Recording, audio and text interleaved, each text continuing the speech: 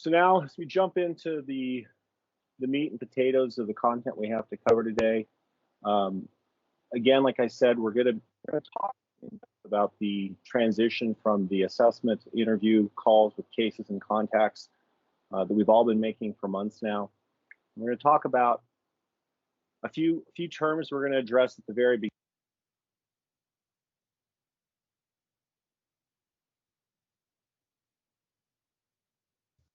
Brian, your sound went off. Did you get anything that I said after the? I think restart the introduction, Brian. You went mute. Okay. But you got the entire presentation, Nicholas. Did you get me thanking Nicholas for that? We did. Yep. Okay. Well, then I'll just jump into this. I'll just say our learning objectives for the day are going to be start with some key terms, some of which you're all familiar with, some that are going to reframe some of the things like quarantine and isolation and case and contact, and how those are looked at through the lens of monitoring. We're going to summarize the day-to-day SARA Alert experience for those exposed or infected, those contacts and cases. We're going to make sure that you all have a clear understanding of the value of those daily wellness checks, what a daily wellness check is, how it differs for a case and contact on the timeline, what's the same. We're going to differentiate between the communication options they have. Some of these are concepts you're very familiar with, especially when it comes to exposure notification and the guidance, which we're already familiar with. And then finally, we're gonna leave at the very end before we have some testimonial examples. We're going to discuss the role of the assessment interview and specifically drill down on the differences between guidance, monitoring, and exposure notification. Again, with a focus on that monitoring part, because again, that's a part of the job that we participate in on a daily basis.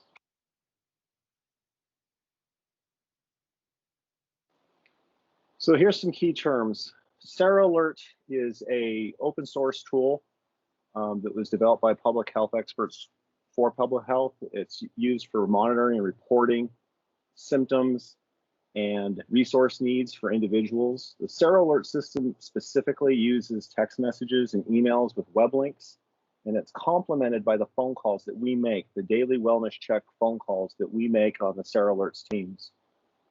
The isolation monitoring, those are for your cases. So when your cases go into their isolation period, it's the timeline of action actions taken by the investigators, which in this context are known as public health enrollers, to make those daily phone calls. Also, when those daily texts or email responses come back with symptoms and resource updates, we're confirming and verifying those. Same thing goes for the exposure monitoring. That again is the timeline for the contacts after they leave the assessment interview. Same idea. Many of the same concepts involved. The only real difference there is that, as we'll talk about later on, exposure monitoring can lead into isolation monitoring if the contact becomes symptomatic and ill.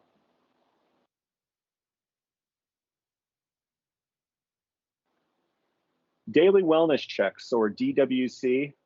That's the communications that we complete every day during the isolation or quarantine period with those individuals that are either in isolation or in quarantine. And one of the things that I really want you to see the correlation with as we use these different terms is that isolation and isolation workflow and cases, those are all synonymous with one another. Cases go into isolation and cases go into the isolation workflow. And our contacts go into the exposure workflow and they're in quarantine. So these are all terms that as you think about this, you need to realize that they're all different halves of the same coin. Preferred reporting methods, as we look through the different options specifically in the SARA Alert system, but also these options are common in the guidance and exposure notification options that we have. They have telephone calls, SMS texted web link options, SMS text message options, email web link option, and then of course to opt out. And then finally, for guidance and resources, not just at that initial phone call, but throughout this process, it's important to remember as we're reaching out to them, they're going to have access to updated guidance from the DOH. They're going to have access to resources on a daily basis. SARA Alert's follow-up, that follow-through, is about ensuring on a day-to-day basis of isolation or they're out of quarantine. It's about making sure that they still have access to those resources and, up to including emergency services. So far, if there's any questions, Mary, just chime in. Of course, I'm looking at the big screen, so I can't see the chat.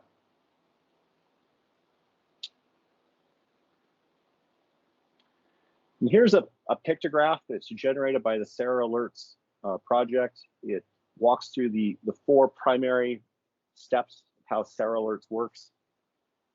First, you get COVID-19 or you spend time with someone who has it. That's either being a confirmed case or having been exposed to contact. Secondly, you're enrolled in SARA Alerts and asked to check in daily. Remember, again, SARA Alerts is that monitoring part of this. It's when you're going through portal and you're going through that assessment interview and you're in the tab before you collect contact. This is when you're asked about the guidance contact information and you're asked about the monitoring information. And we'll go through that again in depth later on, but it's important to remember if you're thinking about that portal interview, what part of the portal interview this affects. Then each day that individual is going to get a reminder to check in with SARA Alerts. This is how they're going to report their ongoing symptoms, and it's going to report back to us. And it's either that phone call or those web links through the SMS messaging or through an email, or as you'll see as we get into this, preferably through a phone call. And then when they're done quarantining or they're in isolation, they're done with SARA Alert. One of the things that we work with that maybe we don't see so much on the assessment side of things through portal is we do also end up dealing with international travelers who are being held in isolation or quarantine until the period of isolation and quarantine passes before they continue traveling.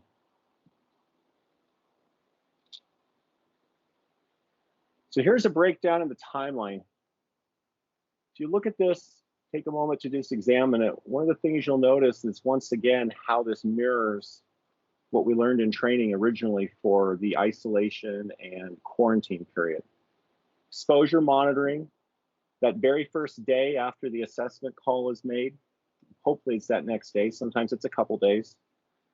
Somebody from the SARA Alerts team will reach out, or they'll get that first text, or they'll get that first email. And it's introducing them to the process and letting them know that once again, every day, they need to either self-report or through the phone call report their symptoms. It's also going to give them the opportunity to ask for resources. And it's going to happen every day of the process until they exit that exposure monitoring workflow 14 days later. If at any point in time during that exposure monitoring, they have symptoms arise, that's when we're going to move them into the isolation monitoring workflow. We're going to make sure that we've given them that updated guidance, and we're going to make sure that they know how important it is to have that room to themselves and access to resources without being in close proximity to people. And they're going to start right over again. They're going to move into that isolation monitoring workflow. One of the things to keep in mind here is you could make it 7 or 8 days into your exposure monitoring workflow and get kicked down into the isolation monitoring and start all over again. One of the things that was brought to our attention by the Department of Health recently, one of the epidemiologists updated us, is that once in isolation, the maximum amount of time that we keep them in isolation on this follow-up through this monitoring process is 20 days. We can go longer than that, but the DOH is going to have to get involved and make that determination. Mary, do you have any questions so far? Nope, nothing in the chat. Thank you. So here's the 2 big questions we ask every call, and are also the 2 big questions that are addressed in those web links and the emails and the SMS. How are you feeling today? The primary objective there is to collect symptoms. If they haven't changed, wonderful. And if they have, how they've changed. Have they gotten worse enough that they might require emergency services? Is it changed if they're in the exposure workflow where they're a contact? If there's symptoms, that means, like I said in the previous slide, they're going to move into that isolation workflow. And then we reassess the timeline continuously as they approach the end of their exposure period or they reach the end of the isolation period, one or the other. We're going to decide whether or not they're going to be able to exit at that 10 and 14 day mark, or in the case of an isolation workflow, it's extended a little bit to give them those extra day or two to recover. And then the second question is, how can I help? So after we ask how they're feeling, we ask how we can help. And that's about connecting them with resources. You got to remember, we will escalate resource needs at that initial interview. But just because someone didn't ask for help with groceries or rent or medical supplies, that initial interview, oftentimes it's because of the shock of having just found out that they're infected or just found out that they were exposed. And in that moment, they didn't really have it together enough, that presence of mind to ask for the help. And sometimes resource needs change. So during the isolation and exposure period and that workflow, on a daily basis, we're asking how we can help. What resources can we connect you with? You asked for resources yesterday. Have you received a phone call? As you all know, depending on the LHJ and what part of the state they're in, some folks, it takes longer for those resources to get to. Part of that process of making sure that if folks are not responded to, if there's a way we can help, we do. And as you saw in the example with Olga in both the slide, and those of you who saw the post from a few weeks back that I posted praising her presence of mind with that individual who needed someone to call 911, connecting emergency services and making those phone calls to the local medical services to help folks, that's definitely on the spectrum of things that are done when you're a SARA Alerts monitor or a public health enroller.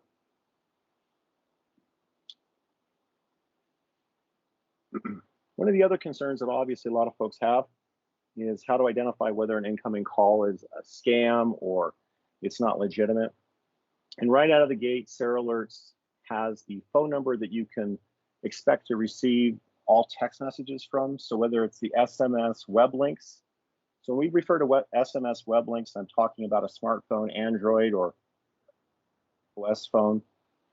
And an SMS text message, there's also that option for those old T9 flip phones where you can receive a text message the old-fashioned way. And then there's the email option. And those email options, the emails will always come from notifications@saraalert.org. And then, of course, the link out is always going to be to that link listed there. I'm going to make sure to have a PDF of this by the end of the day for everybody to use as reference. But when you speak to folks, if they want to know where to expect this contact from during monitoring, this is the contact information they can look at. And then, like with most scams, not just SARA Alert, they're never going to ask for a social security number or bank account or credit card numbers. They're never going to ask for passwords. No one's ever going to threaten to arrest them or ask them to pay for anything. Those are dead giveaways in all circumstances that something's not right. And then just to reiterate, the phone number will come from the email address. And then when we make those phone calls, which we're going to be getting to shortly, the telephone call options are going to come from they come from the Twilio phone bank. So it's an area code 360 number unique to the public health enroller. Once they get that initial phone call, they tend to stay with the same individual for multiple days at a time. Oops.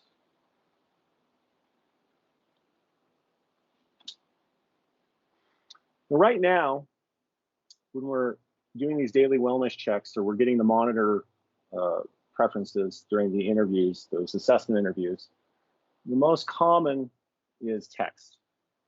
And I'm not sure, none of us are really sure whether or not that's really what, if given all the information, is ultimately what 47% of choose.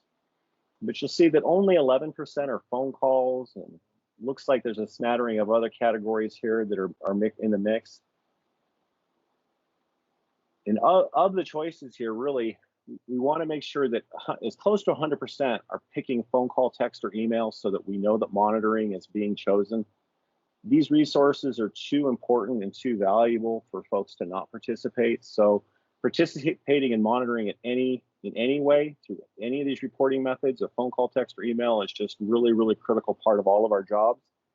And phone calls would be great. I think everyone has a basic understanding of how much easier it is to actively connect with someone, especially if they're not feeling well, and ask how they're feeling and ask how they're doing and ask what their needs are if you can be on a phone call. But right now, it looks like we're just predominantly text messages, and hope to kind of move away from that in the direction of maybe the phone call, phone calls. And so here's the role of the assessment interview in all this. Broken into 3 categories as far as when you present the idea of monitoring to a case or contact during the interview. It's presenting the information, it's presenting, identifying, and encouraging. So with the individual in our community in mind, it's important to focus on 3 primary objectives when addressing monitoring with a case or contact. Present the benefits of daily monitoring. Why is it of value to them? What are they going to get out of it? Is it going to improve their situation? Is it going to make their time in isolation or quarantine better? I think most of us would agree it would, especially with the access to resources. Identify the reporting method that will result in favorable outcome and best compliance. This is really important. You'll hear me say a couple of times, probably more than a couple times, how I prefer, and I think a lot of folks would prefer, having the individual pick phone calls for monitoring. But what's most important is that they identify that reporting method that will actually be the thing they'll stick through the entire isolation or quarantine period. So even though there may be a preference for the phone call, that's really not as important as them just what's going to work. Are you going to make those texts? You going to respond to texts every day? Great, let's do the text. Are you old school and you want to do email? Great, let's do email. Are you really old school and you truly understand the value of human contact in a phone call? Great, let's pick that. But ultimately, the best reporting method is the one they're actually going to use and they're not going to give up on. And then finally, encourage the potential monitoree to consider the phone calls to improve the quality of feedback and the quality of service provided to them over the course of the isolation or quarantine. But remember, the primary goal is participation, no matter the chosen method of reporting. When you're presenting the monitoring, I put together not really a script, but just a point of inspiration for how I would, if it was me, present this to a case or contact. So when you get past the guidance and then you moved on to the monitoring question, I would say something to the effect to ensure you have access to resources and to determine when your isolation quarantine will conclude, you can receive daily phone calls unless you prefer a daily text message or email. Important part there is that you explain to the individual what their benefits are from this. It's about having access to resources, and it's about reassuring them that when their isolation and quarantine will conclude. But then it's also at the end, while mentioning the daily phone call, it's also giving them all their options. It's phone calls, text messages, or email. You will have the option to modify that method of communication or refuse at any time during your isolation quarantine. And then finally, at the end, as in all good communication, do you have any questions about this before someone reaches out the next day or so? And I bet you a lot of folks will.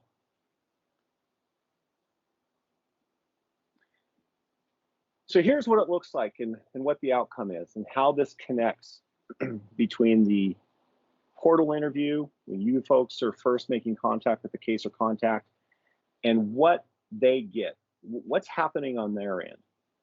So during the guidance question, which is the first question that you encounter in the portal, you're going to ask whether they like to have important information sent to them, what phone number they want to receive it, what email, and do they prefer it mailed or emailed? And it can be mailed to them as well. But what they get is they get one of these sets of sheets. They get a fact sheet. And these fact sheets are unique to cases versus contacts. One is 2 pages of guidance from the Department of Health with what to do if you have confirmed or suspected COVID-19. The second one for contacts is what to do if you were potentially exposed to someone with a confirmed coronavirus disease. I don't know how many of you have actually opened these up in the investigator's toolkit, but underneath the interview tab in the toolkit or in the SharePoint, you'll find both of these documents. And they haven't been updated in a while, so they seem to be pretty reliable as written, but this is what they're going to receive by text. It's what they're going to receive by email. And and I'm not sure if they still do or not, but at one point in time, they were also mailing these out. This is what they would mail. They would mail out a paper copy of these. So this is what the guidance gives them. Whatever contact information you provide, this is the outcome. If you choose email, or you choose text, or you choose physical street address snail mail, this ends up in their hands.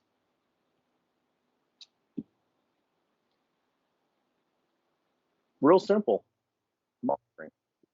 Receive this communication by text message, email, or phone call.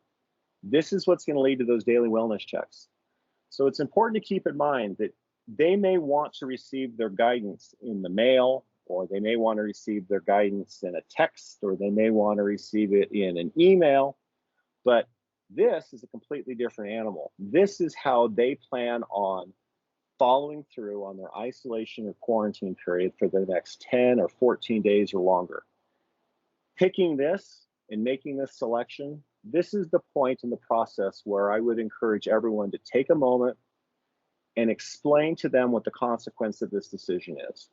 As you battle through this recovery, or you go through this period of time monitoring whether symptoms come on if you're exposed in your contact, how do you want to do that? Do you want to be responsible to respond to an email every day? Do you want to be responsible to respond to a text every day? Or would you prefer to reach out to you and have that human connection every day? I think you'll find especially how common it is for people in isolation to be lonely. I think this is a key moment where if you explain to them that this is going to be the opportunity to actually talk to another human being every day, I think you might be surprised how often people will pick the phone call. And then finally, again, as we're differentiating between these three categories where you determine whether someone is texted or emailed or called, final category and the last thing that happens, and this is on the contact tab and portal, is exposure notification. This is where you gather that information as far as having enabled their smartphone for exposure notification and having them get that code, that verification code for confirming contacts anonymously. But this is completely different part of the process than the guidance or monitoring. And again, I just touch on this so that you can separate and different, even though it's part of your workflow, so that you can understand that when you're doing that monitoring, you're doing that guidance, the outcome is a different outcome. It's a different purpose and a different set of questions that I would encourage each and every one of you to ask the individual as you're talking to them. Hey, Brian, we have one question real quick. Yeah, go ahead. When signing up for monitoring and you have like a family, so you're doing some household contacts, should you sign up each contact that wants monitoring separately, or should you just sign up one person? Sign them all up. When we get them in this, and you can correct me if any, Mary, you've been doing a little bit longer than me, so hopefully I'm correct on this, and if I'm wrong, go ahead and step in. But when we receive these individuals to follow up with on SARA Alerts, we end up having household members, and they all have different information unique to them. They have phone number and email address and all that. But if you gather all that information for each one of those individuals when prompted for the monitoring, it's going to give us the best opportunity to get a hold of them and follow through on the process. And when we call a household, let's say there's 5 people in a house, we're not going to call all 5 of them. They're all going to get grouped together in the SARA Alert system, and we'll make one phone call and we'll ask how each individual person is doing, and typically with that spokesperson for the house we call head of household. That's exactly correct. Yep. Thank you. Anything else? That's the only question so far. Perfect. We'll have more questions at the end too. I've got some questions I want to ask of you guys. So we're going to jump into some testimonials here. And these are testimonials specific to the after the fact monitoring, the SARA Alerts call, and the resources, and essentially just that we maintain that line of communication with all these cases and contacts. There was a specific case who only spoke Spanish. As I built a trusting rapport, I probed to see if there was anything else I could assist them with. They entrusted me to ask for financial support and assistance with groceries. I provided them with the necessary phone numbers and information when I called the next day to do a quick follow-up.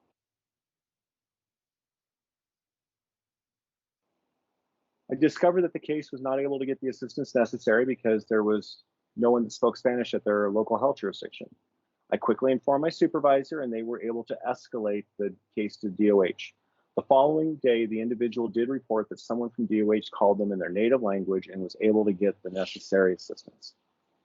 That's a really important part of this job, guys. Again, depending on the local health jurisdiction, depending on where we are in the stages of the peaks and valleys of this pandemic, having that ability to reach out to us or have us reach out to them so they can get those resources that are mandated to be available to them, this is their lifeline. It's really, really important.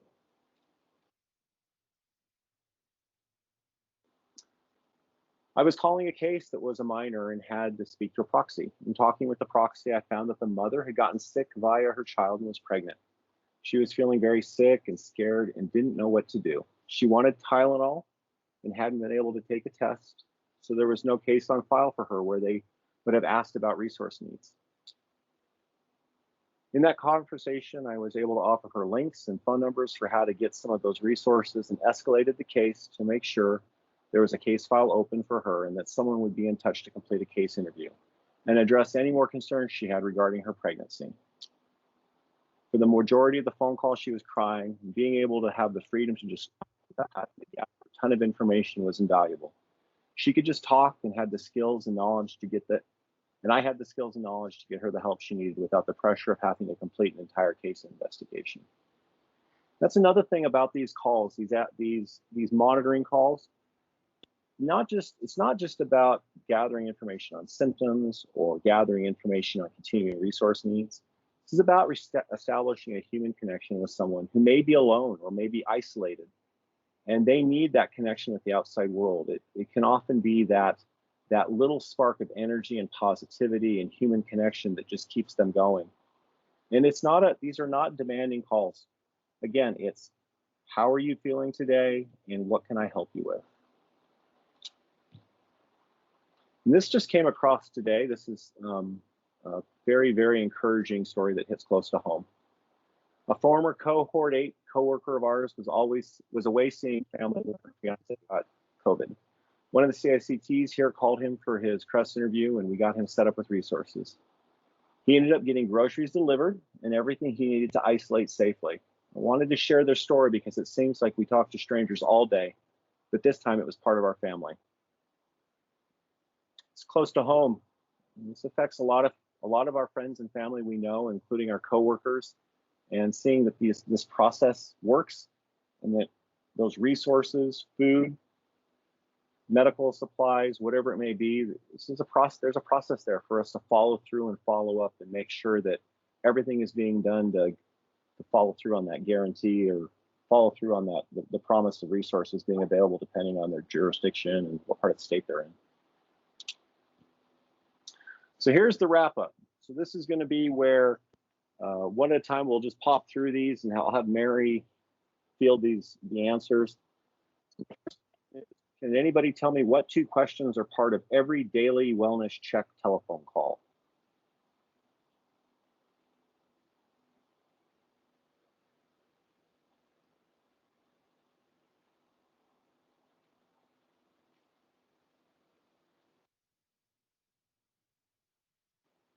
You getting some responses over there, Mary?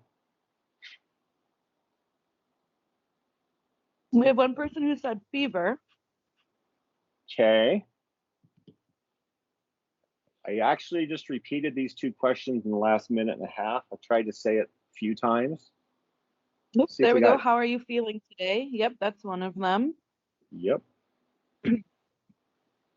Yep, how are you feeling? And do you need any resources? So how are you feeling and what can I do to help? Exactly. Yep, there we go. Yeah, and the important part about this, guys, when we make these phone calls, it's far less formal. You know, the individual making the call, the public health enroller, the investigator, they're going to call and they're going to ask these questions the way they want to ask the questions. You know, it might be, how are you feeling today? Or it might be, what's up, dude? You feeling better? You feeling worse? So long as the idea gets across and the person on the other end has an opportunity to communicate whether they're feeling better or worse or different in any way, That's all we're trying to do. We're trying to gather that information and reach out to them and find out, are you feeling better or worse? And what do you need that we can connect you with? Second question, why is asking for pointed contact information separately for guidance, monitoring, and exposure notification important? In other words, there's 3 different opportunities to gather a phone number or an email address and ask them, do you want a text or do you want an email? Or why is it important that for guidance, monitoring, and exposure notification, why is it important that you collect those separately?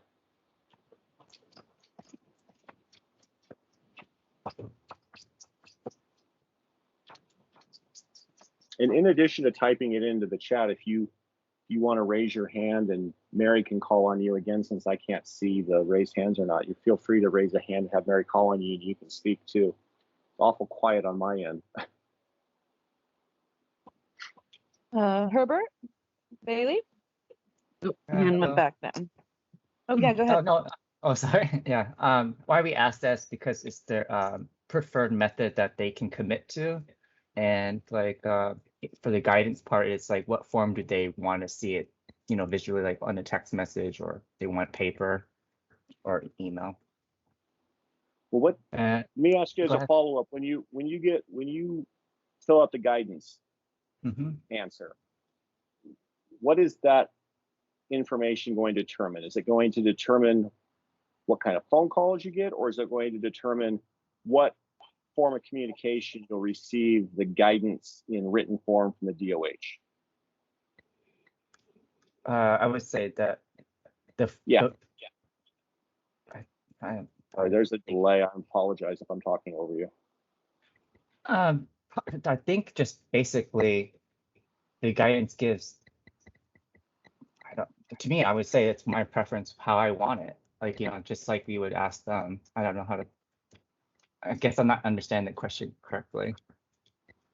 The important part here is that when you do the guidance question, what you put in there, only that 2-page document you receive. That's all it affects.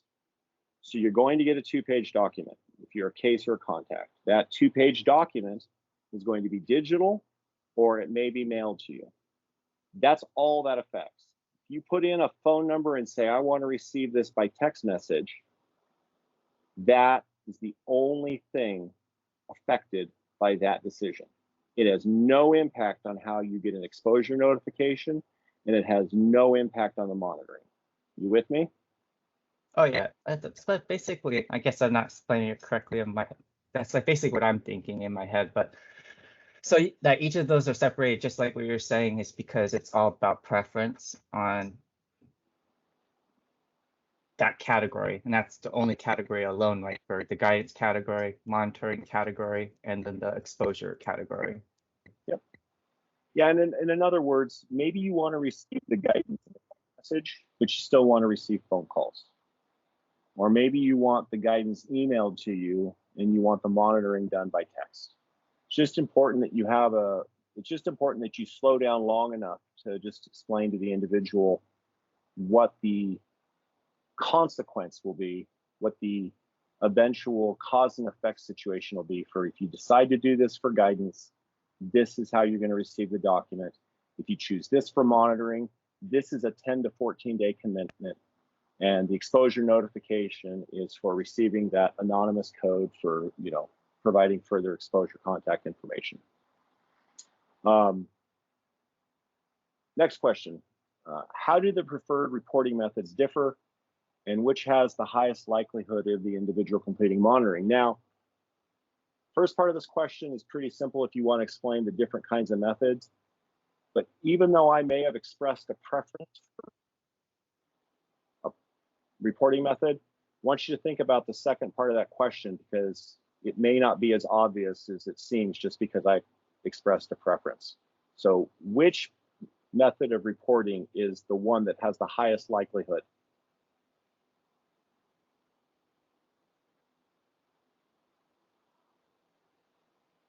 Any volunteers? I can answer this one. This is Kathy. Can you hear me? Yeah. Okay. The preferred reporting method, so there's text, call, and email. And the highest likelihood of the individual completing the monitoring, phone calls. Kathy, I appreciate you standing in the line of fire, but even though that's my preferred one, the highest likelihood of completion is not one of the three that you prefer. It's the one they prefer. It's going to be unique to the individual.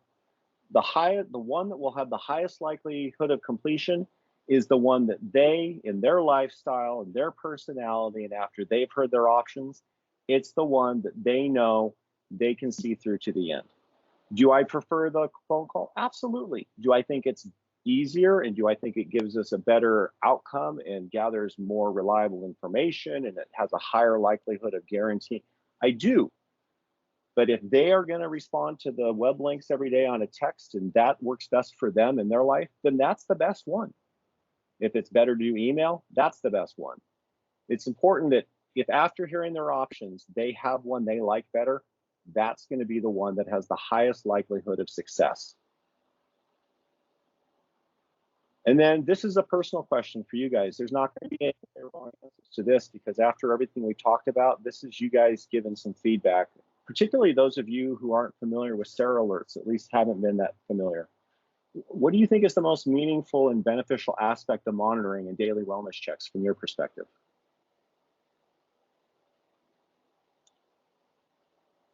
And I would love to have some voices of folks that are not on SARA alerts teams. I'd love to hear some of your feedback on this, because fresh eyes and perspective would be wonderful on this.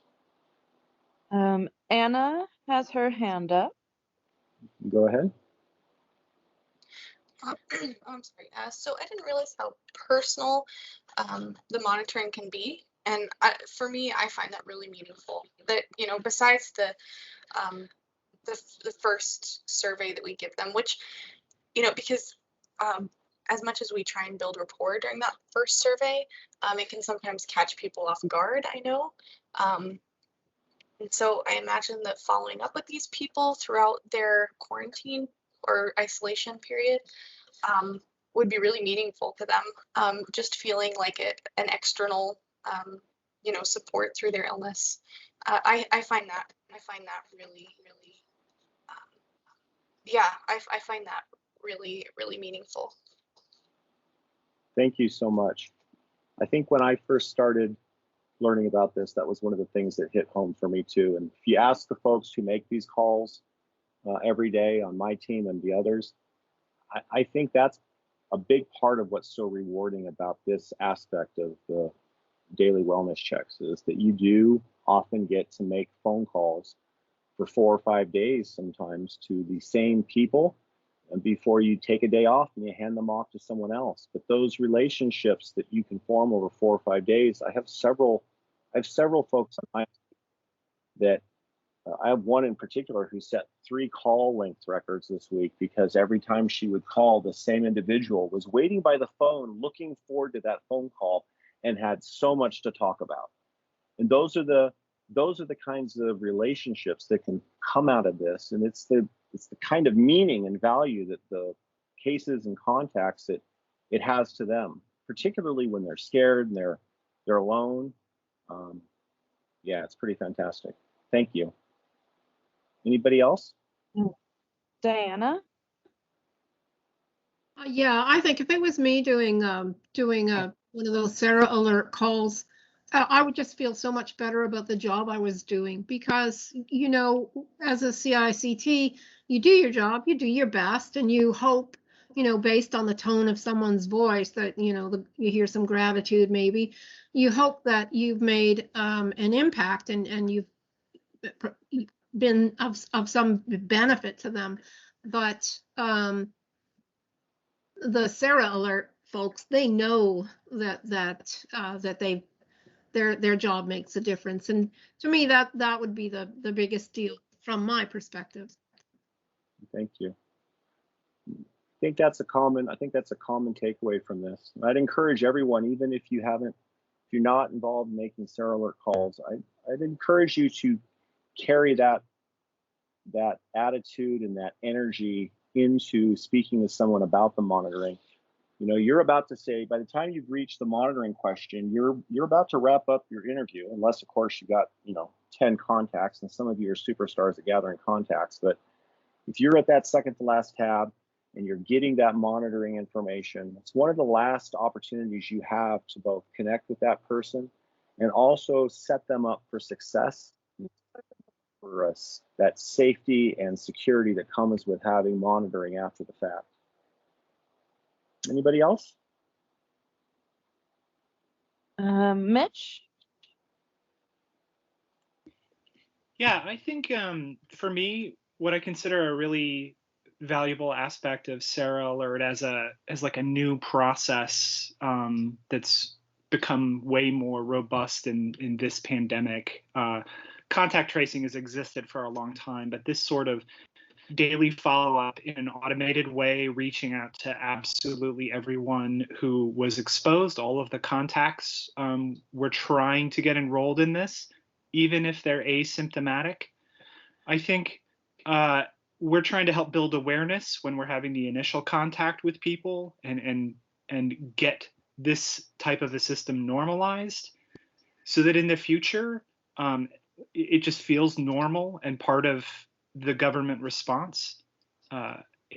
If we enroll people who are asymptomatic and get them to agree to the daily wellness check, a certain percentage of them are going to have a really great experience afterwards, much better than they would have if they hadn't been enrolled. You know, they will follow up and talk to someone if symptoms develop later. You know, maybe they will have needs later. Maybe they'll be more encouraged to isolate it rather than go out to the grocery store and get their own groceries, because maybe we'll be able to help get resources to them so they don't have to. And I think that this can save lives. So I think that this is a really cool system that's becoming, you know, more automated. This was like an open source project, just like the exposure notification system, the WA Notify system.